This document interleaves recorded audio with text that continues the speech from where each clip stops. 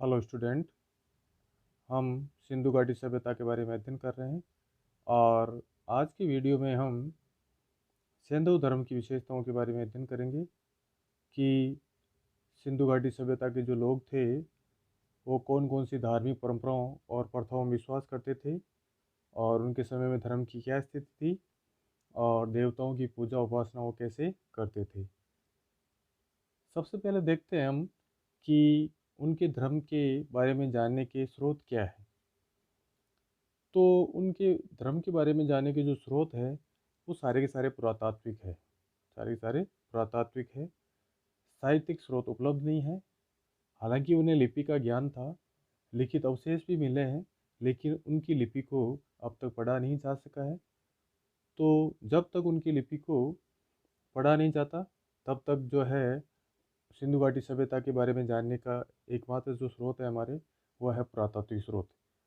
और इन्हीं पुरातात्विक स्रोतों के आधार पर हम उनके धर्म के बारे में निष्कर्ष निकालेंगे। तो हम जानते हैं कि उनके धर्म की क्या क्या विशेषताएं थी। तो पहली जो विशेषता है उनकी धर्म की, वह है मंदिर की उपलब्धता नहीं, लेकिन मूर्ति पूजा का प्रचलन। मतलब जब धर्म का नाम आता है तो मंदिर की इमेज ऑटोमेटिकली हमारे दिमाग में बन जाती है। लेकिन सिंधु घाटी सभ्यता में मंदिर के अवशेष नहीं मिले हैं। मंदिर के अवशेष नहीं मिले हैं या ऐसा कोई ढांचा नहीं मिला है, बड़ा ढांचा जिसे स्पष्ट रूप से हम जो है मंदिर कह सके।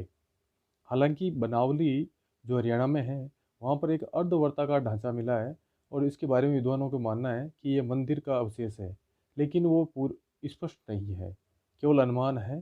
ठीक है। तो इस प्रकार जो है हम कह सकते हैं कि सिंधु घाटी सभ्यता में मंदिर नहीं थे, मंदिरों में पूजा पाठ नहीं किया जाता था, लेकिन मूर्ति पूजा जरूर की जाती थी। मंदिरों के अवशेष नहीं मिले हैं, लेकिन मूर्तियाँ बहुत ही सारी मात्रा में मिली है। खुदाई में जो है बहुत सारी मूर्तियाँ मिली है और इससे एक बिल्कुल क्लियर हो गया है कि सिंधु घाटी सभ्यता के लोग जो है मूर्ति पूजा करते थे। ठीक है। तो इस प्रकार ये जो पहला पॉइंट अपना हो गया कि मंदिर उपलब्ध नहीं है लेकिन मूर्ति पूजा का प्रचलन था। अब जो दूसरी विशेषता है वह है मातृ देवी की उपासना। मातृ देवी की उपासना कि सिंधु घाटी सभ्यता में लोग मातृ देवी की उपासना करते थे। अब इसका आधार क्या है कि पहला आधार जो ये है कि विपुल मात्रा में प्राप्त मिट्टी की नारी मूर्तियाँ, मतलब सिंधु घाटी सभ्यता के विभिन्न स्थलों पर जो खुदाई की गई है उसमें नारी मूर्तियाँ मिली है, बहुत ज़्यादा मात्रा में नारी मूर्तियाँ मिली है। तो मातृ देवी की उपासना की राय बनाने में जो है ये तथ्य हमारी सहायता करता है। दूसरा जो आधार है वो है मोहरों पर प्राप्त नारी चित्र। जो मोहरें मिली है विभिन्न स्थानों से, उन पर भी नारियों के चित्र मिले हैं। ठीक है। इसके अलावा जो तीसरा जो अपना आधार है वो है समकालीन सभ्यताओं में प्रचलित मातृ देवी की पूजा। सिंधु घाटी सभ्यता की जो समकालीन सभ्यता थी, जैसे मेसोपोटामिया थी, वहाँ पर भी जो है मातृ देवी पूजा की जाती थी। ठीक है। तो इसके आधार पर हम मान सकते हैं कि वहाँ पर मातृ देवी पूजा की जाती थी। इसके अलावा जो परवर्ती सभ्यता आई, जैसे वैदिक सभ्यता है या बाद में गुप्त काल है, मौर्य काल है, उनमें भी मूर्ति पूजा प्रचलित थी। तो इस प्रकार उनके काल में जो मूर्ति पूजा का प्रचलन हुआ उसका आधार सिंधु घाटी सभ्यता की जो माता देवी मूर्तियाँ हैं वही है। मतलब माता देवी की जो पूजा की जाती थी उनका आधार सिंधु घाटी सभ्यता से शुरुआत होती है। अब जो है अगली विशेषता के बारे में हम अध्ययन करते हैं, वो है विश्व रूप सृष्टिकर्ता अथवा परम पुरुष की उपासना। विश्व रूप सृष्टिकर्ता अथवा परम पुरुष की अवधारणा, उपासना। देखो खुदाई में जो है एक मुद्रा मिली है मोहनजोदड़ो से, और उस मुद्रा में क्या है, एक तीन मुख वाला व्यक्ति, उद्रलिंग व्यक्ति योग मुद्रा में बैठा है। कैसी मुद्रा में बैठा है? योग मुद्रा में बैठा है। और जो है उनके जो बीच में पंखेदार आकृति का तिकोना मुकुट धारण किया हुआ है, मतलब सींग है, उसके सिर पर जो है दो सींग है और उनके बीच में जो है पंखेदार आकृति का तिकोना मुकुट है। ठीक है। और इसके अलावा इस योगी ने गले में तिकोनी माला पहन रखी है और हाथों में ऊपर तक मणियों की लड़ियां हैं। और इसके अलावा योगी के निकट हाथी, चीता, गेंडा और भैंसा बने हुए हैं। और इसके आसन के नीचे जो है नीचे हरिणों का एक जोड़ा है। किसका जोड़ा है? हरिणों का जोड़ा है। इसके अलावा जो मुद्रा का जो ऊपरी हिस्सा है, वहाँ पर 6 शब्द अंकित है। क्या है? 6 शब्द अंकित है, जिन्हें हालांकि पढ़ा नहीं जा सका है, क्योंकि सिंधु घाटी सभ्यता की जो लिपि है उसको हमने अब अभी तक हम पढ़ नहीं पाए हैं। ठीक है। अब जो है इसके बारे में विद्वानों की अलग अलग राय है। कुछ लोग मानते हैं कि ये शिव है। कौन है? शिव जी या शंकर भगवान जो है वो है।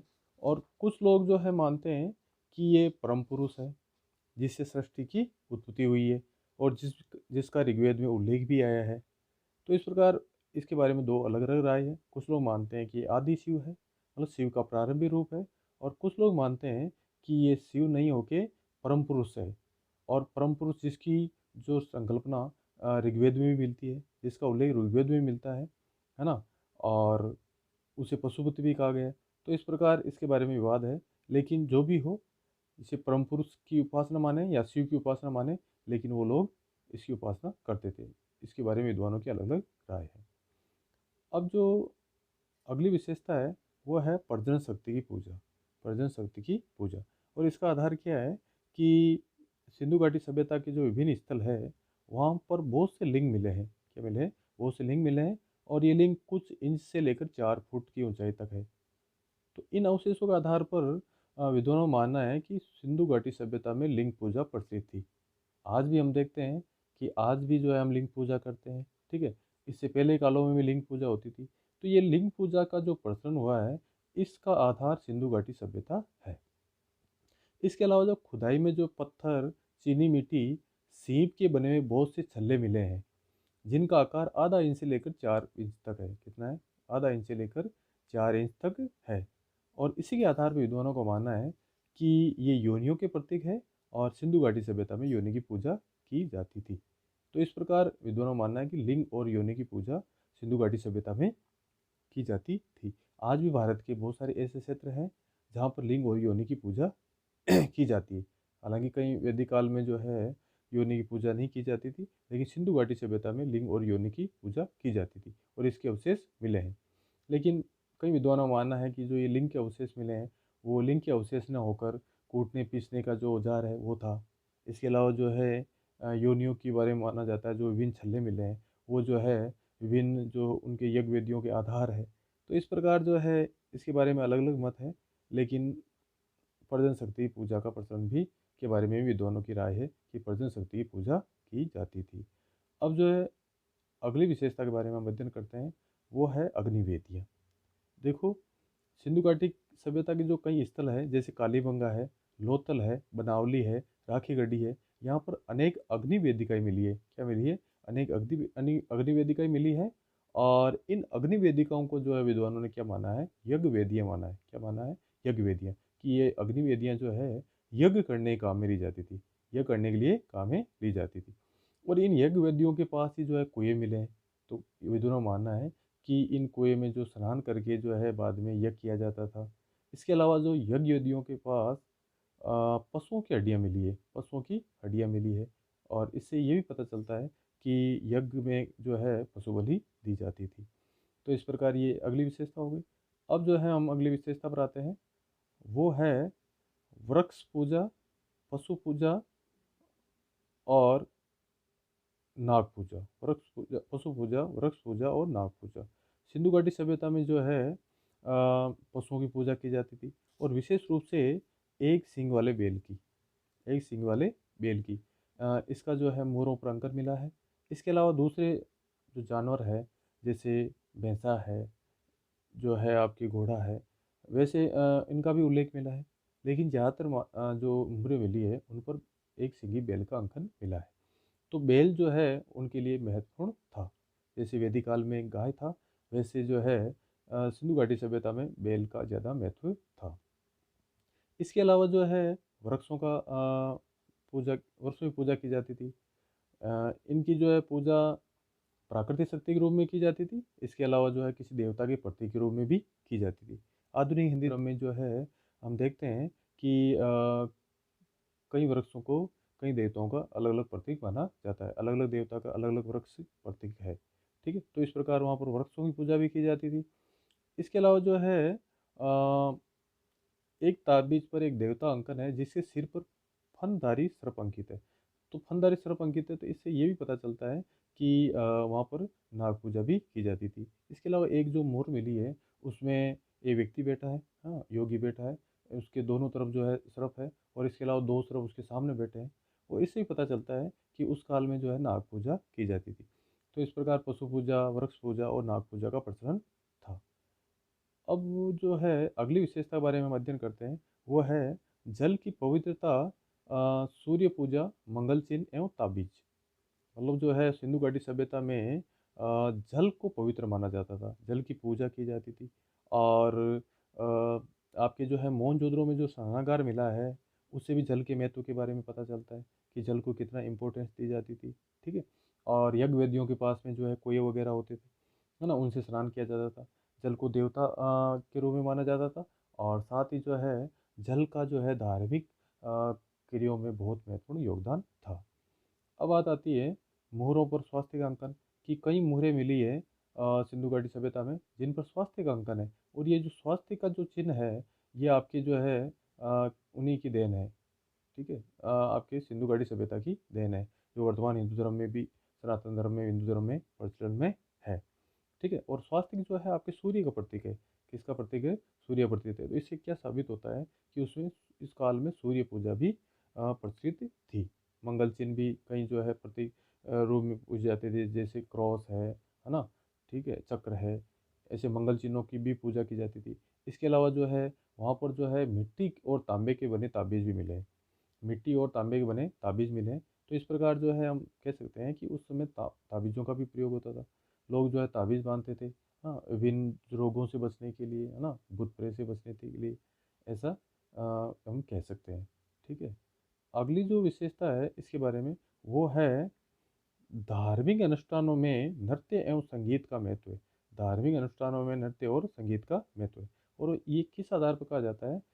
तो इसके बारे में सर जॉन मोर्सल ने कहा है कि मुद्राओं पर अंकित विभिन्न नारी आकृतियां का अध्ययन करके ये निष्कर्ष निकाला जा सकता है कि नारी मूर्तियां मंदिरों की उपासिकाएं रही होगी। मतलब मुद्राओं पर जो बहुत सारी जो नारियों का चित्रण है, तो उसके आधार पर जॉन मोर्सल ने क्या कहा है कि ये मंदिरों की उपासिकाएं रही होगी। इसके अलावा जो है खुदाई में जो निर्वस्त्र नृत्यांगना को देवदासी या उपासिका माना गया है, कि ये जो उपासिका या देवदासी थी, और ये मंदिरों में रहती थी। और इससे जो है हमें देवदासी प्रथा के बारे में भी पता चलता है। इसके अलावा जो है देवताओं को खुश करने के लिए संगीत और नृत्य का सहारा भी लिया जाता था। मतलब जैसे कई मुद्राएं ऐसी मिली है जिनमें कई स्त्रियां जो नृत्य कर रही है। ठीक है, संगीत के जो अवशेष भी मिले हैं, कहीं ढोल बजा रहे हैं। तो इस प्रकार जो है संगीत और नृत्य का महत्व भी था उनके धार्मिक जीवन में। अब अगली जो विशेषता है वो है पशु बलि का प्रचलन। क्या है? पशु बलि का प्रचलन, कि उस काल में जो है पशु बलि का प्रचलन था। और इस ये किस आधार पर कह सकते हैं कि कालीबंगा में जो है एक चबूतरे पर 7 यज्ञकुंडों की कतार वाले चबूतरे के निकट स्थित दूसरे चबूतरे पर खुदे हुए कुएं के पास में के गड्ढे में पशुओं की हड्डियां मिली है। मतलब जो कालीबंगा में जो यज्ञ वेदियां मिली है, उसके पास एक दूसरा चबूतरा है, उसके पास में एक कुआं है, और उस कुएं में जो है आपके जो गड्ढा है, उसमें जो है पशुओं की हड्डियां मिली है। तो इससे क्या साबित होता है कि यज्ञों में जो है पशुओं की बलि दी जाती थी। इसके अलावा जो है एक मुहर मिली है जिसमें एक बकरा बंधा है, और उसको काटने के लिए एक व्यक्ति मतलब जो है हथियार लिए खड़ा है। तो इससे ही पता चलता है कि उस काल में बलि प्रथा, पशु बलि दी जाती थी, है ना, बलि दी जाती थी पशुओं की। ठीक है। अब अगली जो विशेषता है वो है योग साधना। क्या है? योग साधना। और वो किस आधार पर कही जाती है? कि सेंधु वस्त्रों से प्राप्त बहुत सी मुद्राओं पर योगियों की मूर्तियां बनी है। मतलब वो जो मुद्राएं मिली वहाँ पर, कई मुद्राओं पर योगियों की मूर्तियां बनी है। और वो जो है पद्मासन मुद्रा में बैठे हैं, है ना, योग की मुद्रा में बैठे हैं। ठीक है। तो इससे क्या कहा जा सकता है कि उस काल में योग साधना का प्रचलन हो गया था। ठीक है। कहाँ पर? सिंधु घाटी सभ्यता में। तो इस प्रकार जो है हमने सिंधु घाटी सभ्यता के धर्म की विभिन्न विशेषताओं के बारे में अध्ययन किया है। ठीक है। और ये जो है वर्तमान हिंदू धर्म का आधार भी है। ठीक है।